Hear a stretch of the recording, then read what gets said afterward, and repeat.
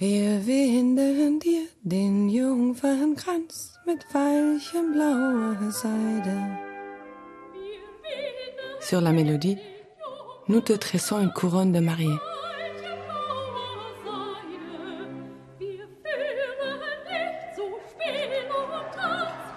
Le repas de noces est excellent et pourrait presque faire oublier la guerre qui fait rage.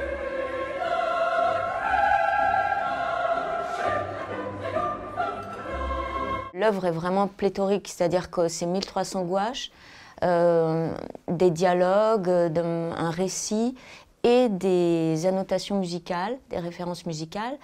Et donc j'ai essayé d'être le plus fidèle possible à retranscrire ça, mais les dialogues ils existaient déjà, donc en fait il a fallu plutôt faire un espèce de digest, c'est-à-dire prendre les dialogues, être fidèle à l'œuvre, montrer le maximum de tableaux mais sans qu'il y ait justement trop d'abondance, garder la quintessence de son histoire en fait. Et puis il y a eu un gros travail de chercher toutes les références musicales qu'elle nous donnait. Et ça allait de l'opérette des années 30 à des morceaux plus classiques de Schubert ou Bach. Et là, il y a eu un gros travail pour retrouver tous ces morceaux, en fait. Franziska l'enlace tendrement, puis il descend l'escalier de marbre blanc recouvert d'un tapis rouge et ne sait trop s'il a bien fait. Il trouve Franziska charmante, mais la maison de ses parents produit sur lui une impression étrange.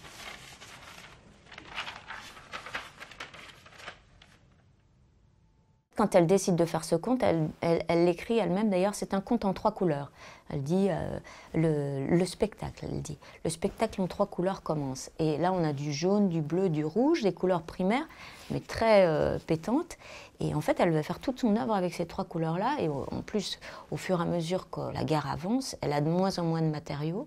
Et donc, on voit, et ça, c'est très poignant quand on est confronté à l'œuvre, c'est que elle a de moins en moins de papier canson. Il faut se rappeler que ce sont des petites feuilles de A4.